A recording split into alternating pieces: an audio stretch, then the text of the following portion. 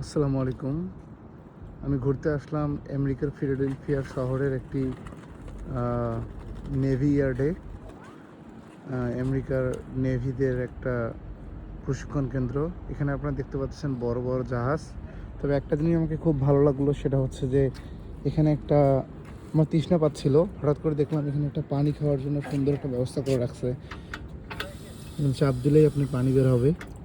তো এটা অনেক সুন্দর একটা প্রসেস, দেখে অনেক ভালো লাগলো।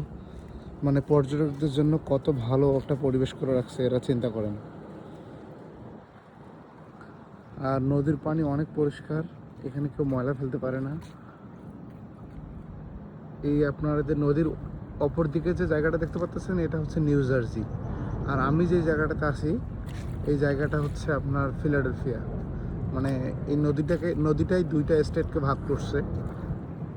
যে আপনারা দেখতে পাচ্ছেন এই ঘাসগুলো কত সুন্দর করে কাটানো হয়েছে, একদম এক সাইজ করে কাটানো হয়েছে। তো ভালো থাকবেন সবাই। আসসালামু আলাইকুম।